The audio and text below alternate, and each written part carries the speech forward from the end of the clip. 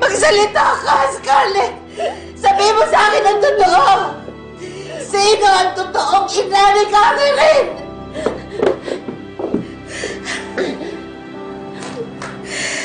Mama, hindi ko alam. Sinungaling ka! Sinungaling ka! Hindi ako naniniwala sa'yo! Anonymous donor yun eh. Hindi ko alam kung sino yung ina ni Catherine. Mama, maniwala ko naman sa akin. Maniwala ka, Ma. Itinuring kitang anak. Pinakitunguhan kita ng maganda. Tapos niloko mo lang ako. Ang inihiling ko lang sa'yo ay katotohanan. Sa bagay na ito, ipinagdamot mo pa!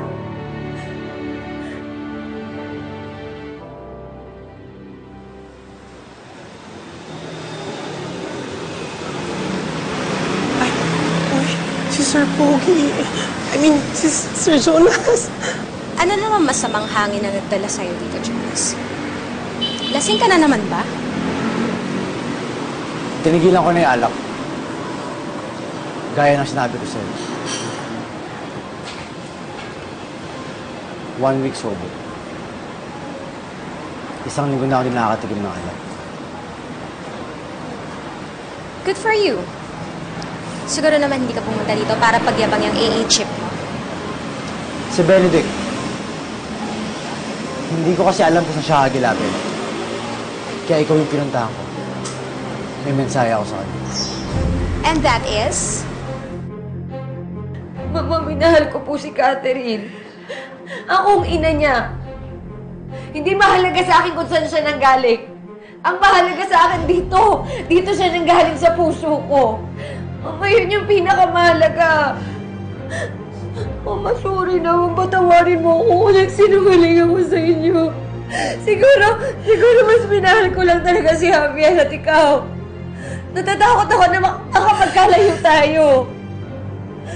Nagmahal ako. At kung kasalanan magmahal, guilty ako. Gusto ko lang malaman niya. Kahit anong gawin niyang pananakot, hindi ako titigil, Isabel. Hindi ako susuko sa'yo. Ba't hindi pa rin kayo kinakasal dalawa? Dahil ngayon, Isabel, alam ko na ikaw yung mahal ko at hindi si Scarlett. Uulitin ka, Jonas. Hindi na kita mahal.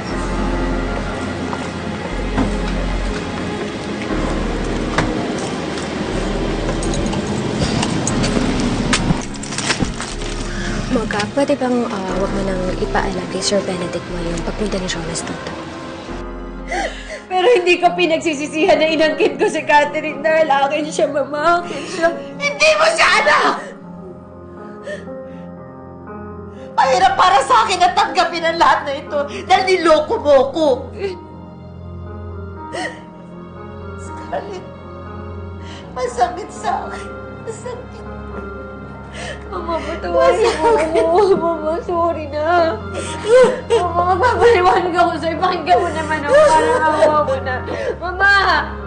Mama, makinig ka naman sa akin. Magpapaliwanag ako.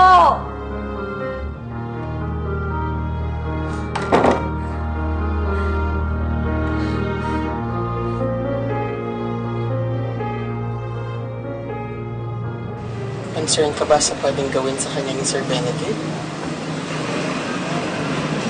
Hindi naman. Pero kasi ayoko lang lumala yung away sa pagitan ng dalawa. Mawawala tayo sa main objective ko. Ang papagsakin si Scarlett.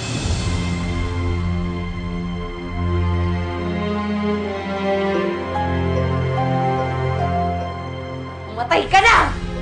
Matay ka na!